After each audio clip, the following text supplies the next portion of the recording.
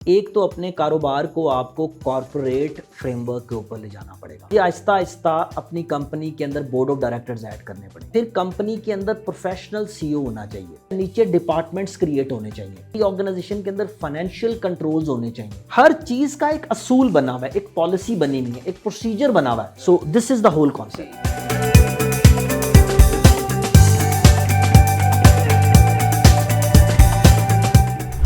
अस्सलाम वालेकुम एवरीवन, मैं हूं आपकी होस्ट माफिया मलिक। हम और आप विद PNY के एक न्यू शो के साथ। जैसा कि आप सब लोग जानते हैं, PNY एक ऐसा इदारा है जहां हम हज़ारों की तादाद में स्टूडेंट्स को डिफरेंट स्किल्स सिखाते हैं, IT से रिलेटेड, और ऐसे स्किल्स जिनसे वो कुछ फ़ायदा हासिल कर सके, पर्सनली ग्रोथ भी कर सकें और अपने आप को फाइनेंशियली भी बेहतर कर सकें।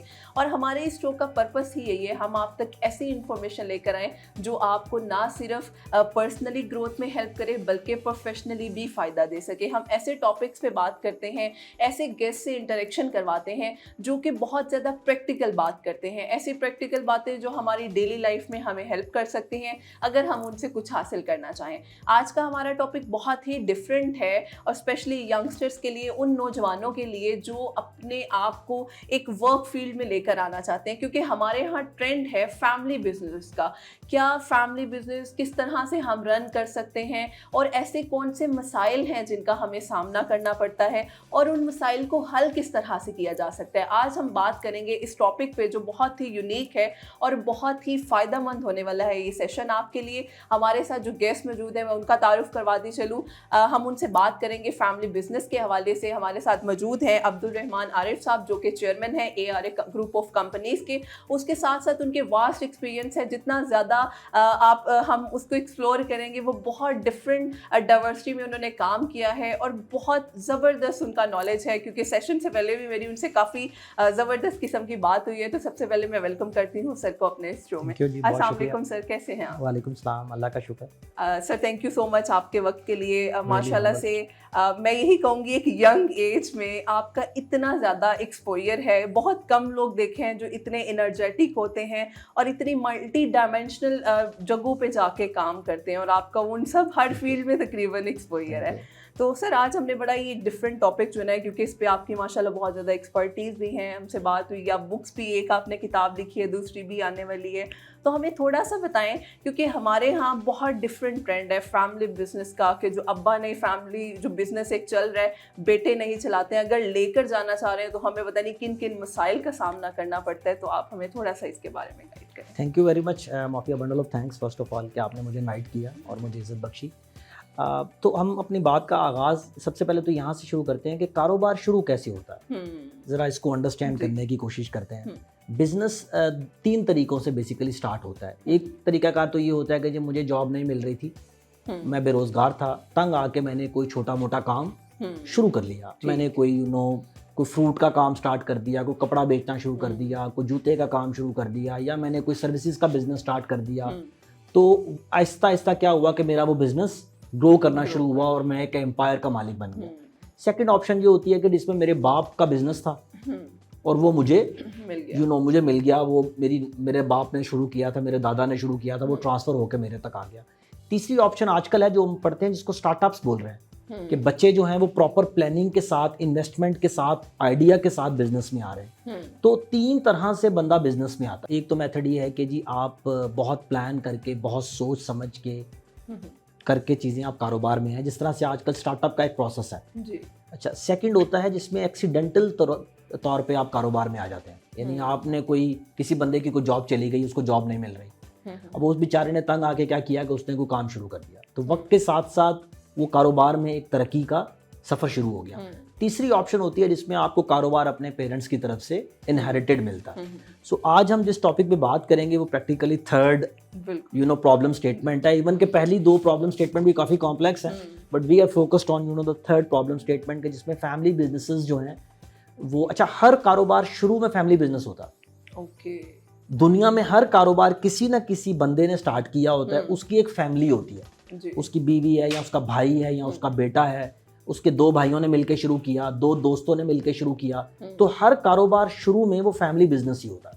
फिर आहिस्ता आहिस्ता वो बिजनेस फैमिली के इन्फ्लुएंस से निकलना शुरू होता है और फिर वो कॉर्पोरेट गवर्नेंस की तरफ जाना स्टार्ट होता है। तो कारोबार जो है वो शुरू हो जाता है, एक फैमिली उसको टेकअप कर लेती है और वो कुछ अरसे तक वो चलना शुरू होता है और उसके बाद the next generation comes into the business. जैसे कि मैंने आपको पहले बताया था कि जो फैमिली जो बिजनेस शुरू करता है उसको कंट्रोलिंग मेंबर्स बोलते हैं, they are basically controlling it. अच्छा, वो एक भी हो सकता है, वो दो भी हो सकते हैं, वो 10 भी हो सकता है। So they are the controlling founders of the business.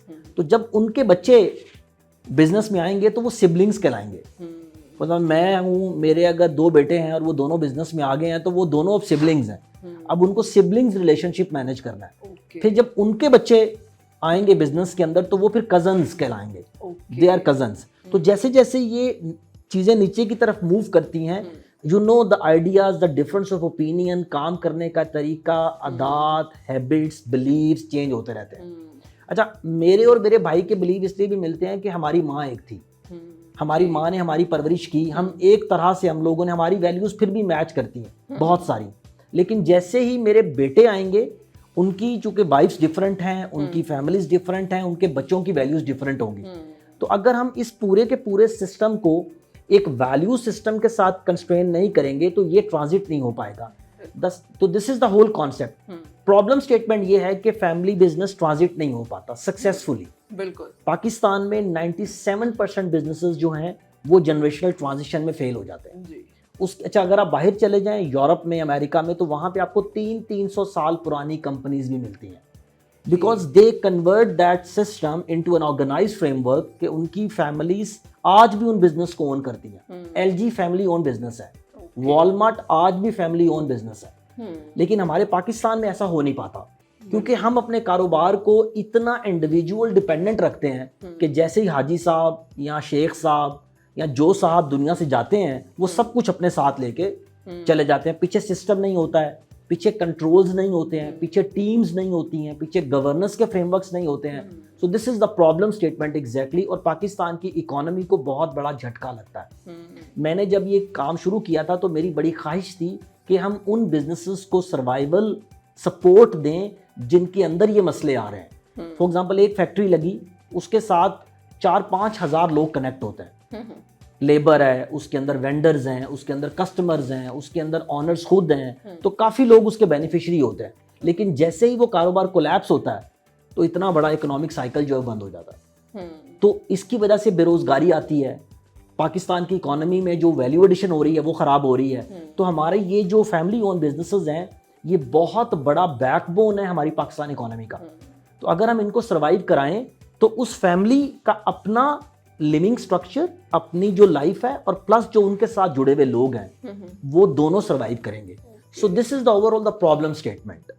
तो ये है जी मसला। लेकिन सर देखिए, ये तो ठीक है, आपने बात बिल्कुल ठीक की, लेकिन हमारे जो यंगस्टर्स हैं, आप देखें, अगर पेरेंट्स चले गए या पेरेंट्स ने कहा है कि अब मेरा बच्चा इस बिज़नेस को हैंड ओवर करेगा, उसको उस तरह से शायद वो एक्सपोजर या आइडिया नहीं है, वो उस तरह से टैकल नहीं कर पाता है। फिर पेरेंट्स को भी होता है, जी ये तो किसी काम के ही नहीं है, हम इसको दे के क्या जाएंगे, तो मेरा 2 दिन में नुकसान करके सारे पैसे उड़ा के मेरा बिजनेस ठप कर देगा और कहानी ख़त्म हो जाएगी। फिर इस तरह के, क्योंकि पेरेंट्स की आइडियोलॉजी भी डिफरेंट है, बच्चों की आइडियोलॉजी भी डिफरेंट है, तो फिर उस पूरे सिनेरियो में आप किस तरह से इस मसले का हल उन्हें प्रोवाइड करते हैं कि वो कैसे अपने आप को बेहतरी की तरफ ले जा सकते हैं? अच्छा, इसके अंदर 2 कॉन्सेप्ट्स हैं बेसिकली। एक तो अपने कारोबार को आपको कॉर्पोरेट फ्रेमवर्क के ऊपर ले जाना पड़ेगा। ओके। अपने कारोबार को, मैंने कारोबार शुरू किया और मुझे पता है कि मेरा बेटा बिजनेस में आने वाला है, तो मुझे अपने कारोबार के तरीक़ेकार को, अंदाज को बदलना पड़ेगा। मिसाल के तौर पर मैं कहना क्या चाह रहा हूँ कि सबसे पहले तो मैं अकेला डिसीजन मेकर हूँ इस पूरे बिजनेस में।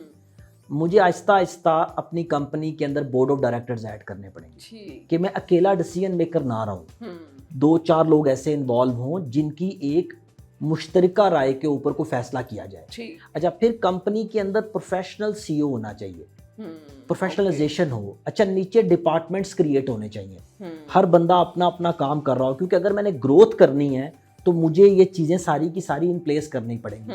फिर मेरी ऑर्गेनाइजेशन के अंदर फाइनेंशियल कंट्रोल्स होने चाहिए, ERP सिस्टम लगा होना चाहिए, मुझे पता होना चाहिए कि मेरी पूरी कंपनी में फाइनेंसिस के साथ क्या हो रहा है, मेरे एसेट्स के साथ क्या हो रहा है, मेरे पैसों के साथ क्या हो रहा है, मेरी विजिबिलिटी है कि नहीं। आपको पता है हमारे मुल्क के अंदर 95% ऐसे बिजनेसमैन हैं जिनको balance sheet and profit and loss नहीं पढ़नी आती, यानी they haven't seen the balance sheet. वो कारोबार कर रहे हैं पिछले, इवन कि अब हम लोग इन्वॉल्व हुए हैं, the bottom tier of the businessman, ये जो आपकी अकबरी मंडी में, ये जो आपकी शालमी में इतने बड़े बड़े बिजनेसमैन बैठे हुए हैं, आप उनको जाके देखें, उन्होंने कभी जिंदगी में अकाउंट्स नहीं बनाए। एग्जैक्टली उनको अकाउंटिंग का नहीं पता कि अकाउंटिंग क्या चीज है, एचआर क्या चीज है, सेल्स एंड मार्केटिंग क्या चीज है, सप्लाई चेन क्या चीज है, उनको इस किसी फंक्शन का नहीं पता। वो कुछ कर रहे हैं क्योंकि वो एंटरप्रेन्योर हैं, वो खुद कुछ कर रहे हैं। तो जो सवाल आपका था कि असल में इसके अंदर प्रॉब्लम्स क्या है, क्योंकि वो जो बड़े हैं, इट्स टू वे प्रॉब्लम। बड़ों को ये समझना है कि उन्होंने आने वाली नस्ल के लिए बच्चों को तालीम देने के साथ साथ अपने कारोबार के फ्रेमवर्क को बेहतर करना है। बिल्कुल ऐसा स्ट्रक्चर बनाना है कि जहां में बच्चे आके उसके अंदर एब्जॉर्ब हो जाएं और वो अपनी वैल्यू ड्राइव कर सकें। ठीक है ना, ये तो नहीं है कि मेरा बच्चा पहले दिन आके बोर्ड में बैठ जाएगा, ना उसका कोई ट्रेनिंग प्लान है, ना उसका कोई ज्वाइनिंग प्लान है, ना उसको पता उसका रोल क्या है, ना उसको समझ है किसी चीज की, तो आप उसको लूज कर देंगे।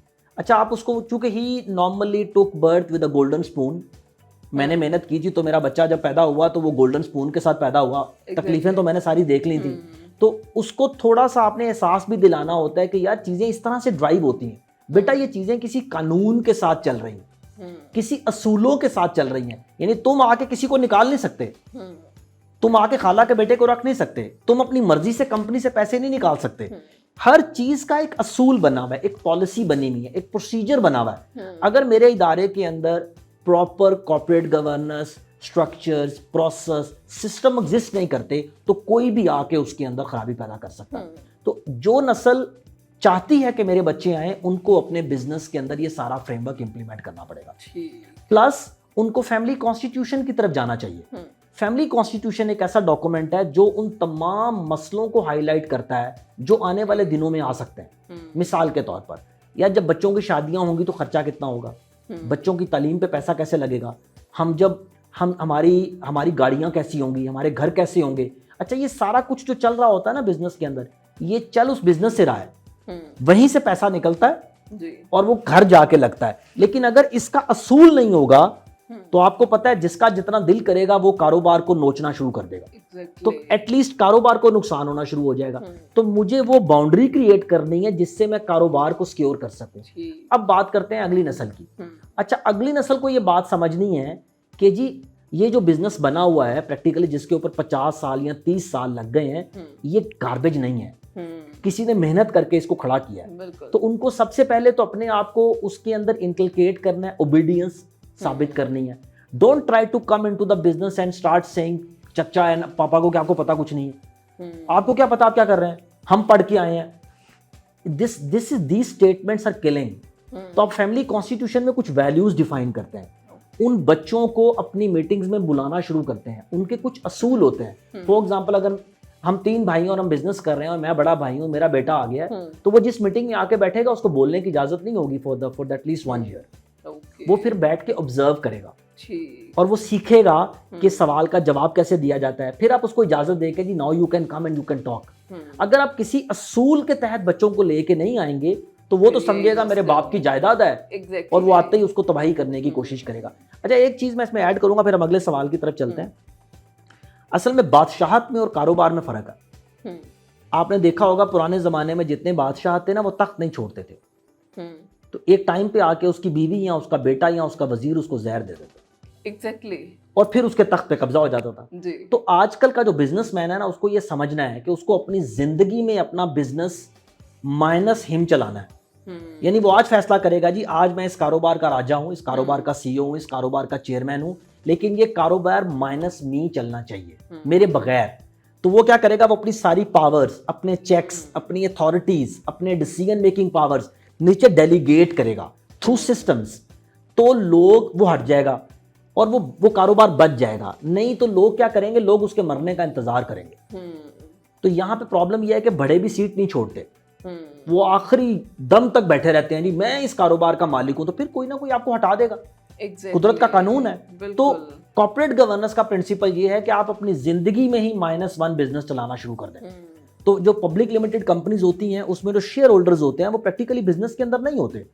तो आपको बहुत जल्दी सोल प्रोप्राइटरशिप से private limited private public AOP से प्राइवेट लिमिटेड टू पब्लिक, जितनी जल्दी आप अपने आप को माइनस कर लेंगे कारोबार से, उतना ही वो कारोबार सस्टेनेबल होएगा। So this is the whole concept. Sir एक और चीज़ आती है, ठीक है, आपने बड़ी अच्छी स्ट्रेटेजी ये बताई, हम इसको एग्जीक्यूशन में भी ला रहे हैं। कुछ बच्चे ऐसे हैं जो फैमिली बिजनेस में आ गए हैं, उन्होंने बड़ी स्ट्रेटजीज अपनाई हैं, लेकिन शायद वो बिज़नेस उस वक्त में उतना वर्थफुल था, अब करंटली वो उतना वर्थफुल नहीं रहा, उसने काफ़ी साल लगाए लेकिन उसको प्रॉफिट नहीं आ रहा। तो इस केस में उसको क्या करना चाहिए, किस डायमेंशन में जाना चाहिए? फिर देखिए, इसके अंदर ना हमारे साथ काफ़ी सारे क्लाइंट्स कनेक्ट होते हैं जो एग्जैक्टली इसी मसले का शिकार है। अच्छा, जिस बंदे ने कारोबार शुरू किया होता है ना, उस कारोबार ने उसकी फाइनेंशियल जरूरत तो पूरी की हुई है, लेकिन उसकी इमोशनल अटैचमेंट है उसके साथ।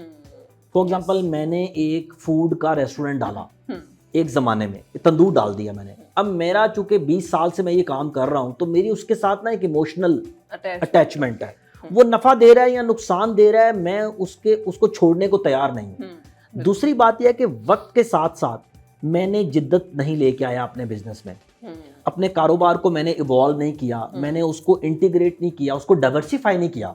अच्छा, कोई भी कारोबार ना अच्छा या बुरा नहीं होता है, दुनिया के तमाम कारोबार अच्छे हैं। बेशक आप बिलीव करें कि आप एक अमरूद की रेडी लगा के सेल कर लें या एक बहुत बड़ा मॉल बना लें, बिजनेस कोई बुरा नहीं होता है। ये डिपेंड करता है कि आप उसके अंदर इनोवेशन कितनी लेके आ रहे हैं। अब जो आपने कहा, क्योंकि वो प्रॉफिट नहीं दे रहा, क्योंकि वक्त के साथ उसने अपने बिजनेसेस को इम्प्रूव नहीं किया। मैं मिसाल देता हूँ, अगर आज मैं एक रेडी पे फ्रूट बेचता था, तो आने वाले दिनों में मैं पूरी शॉप भी ले सकता था, फिर मैं ऑनलाइन सेल कर सकता था, फिर मैं उसकी पूरी चेन मैनेज कर सकता था, मैं कॉर्पोरेट को फ्रूट सेल कर सकता था। मैंने क्या किया, मैंने अपने आप को ना इस तरह ग्रो नहीं किया। अच्छा, दो वजूहात होती हैं। एक तो आने वाली नस्ल, वो जो मेरा करंट बिजनेस है उसको ही बेहतर करें जदीद तकाज़ों पे, उसी को इम्प्रूव करें, क्योंकि उसकी बेसिक्स मौजूद हैं, उसका एक नॉलेज सेट घर के अंदर मौजूद है, उसकी कस्टमर बेस मौजूद है, उसका वेंडर मौजूद है, उसकी प्रैक्टिसेस मौजूद हैं, उसका मुझे इल्म है उस कारोबार का, ठीक है ना। इसलिए एक तो वही जो कारोबार मौजूद है उसी को क्या करें, आके रीवैम्प करने की कोशिश करें। हाँ, लेकिन अगर उस बिजनेस का टाइम खत्म हो गया है, एक पुराना बिजनेस था, जिस तरह से फॉर एग्जांपल टेलीफोन बनाने वाला बिजनेस था, वो खत्म हो गया, नाउ इट्स अ मोबाइल्स। तो एक बिजनेस था जो एक टाइम पे हुआ करता था, अब इंटरनेट की वजह से, टेक्नोलॉजी की वजह से वो खत्म हो गया है। तो definitely diversification is very very important, कि आप डाइवर्सिफाई करें। अगर वो नहीं कर पा रहे तो बच्चे आके उसकी नीड जनरेट करें और वो डाइवर्सिफाई करें, लेकिन कंट्रोल्ड वे में। ये कह देना कि यार बाबा का बिजनेस खराब है, मैं अपना कुछ नया कर लूंगा, ऐसा नहीं होता।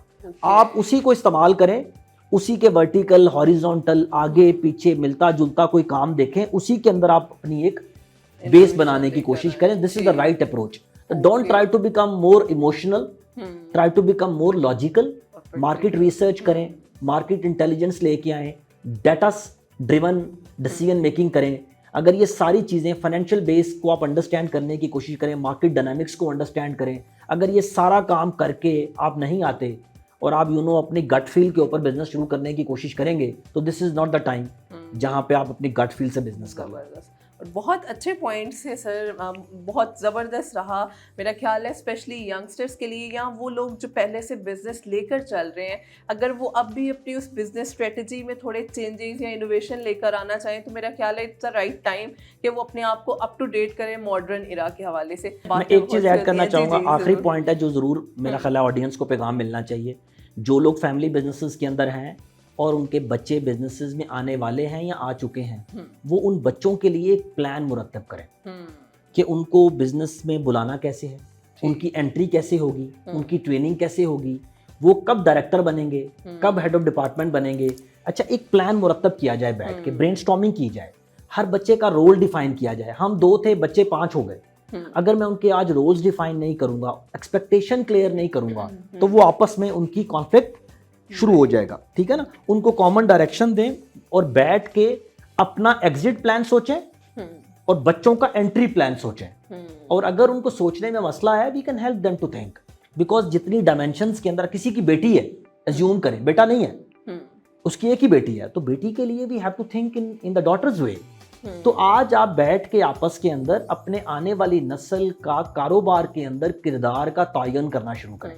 तो फिर आपको बहुत हेल्प होगी। तो this is my last message. और ये बहुत हाँ जी, इम्पोर्टेंट that's it। मैसेज है अगर हम इससे कुछ सीखना जी। चाहें। Thank you so much sir for thank your you जी, बहुत टाइम और शुक्रिया। Your kind words bundle of thanks. And thank you so much all of you. मैं उम्मीद करती हूँ आपने इस सेशन से बहुत कुछ सीखा होगा। जो लोग अपनी लाइफ में अपनी फैमिली बिजनेस को लेकर चलना चाह रहे हैं या अपना एक नया बिजनेस स्टार्ट करना चाह रहे हैं तो उसके लिए किन स्ट्रेटजीज को सामने रखना चाहिए वो आपको बहुत अच्छे तरीके से इस सेशन में सुनने को मिलेगा। अपना ख्याल रखिएगा। इंशाल्लाह हम फिर हाजिर होंगे। अल्लाह हाफ़िज़।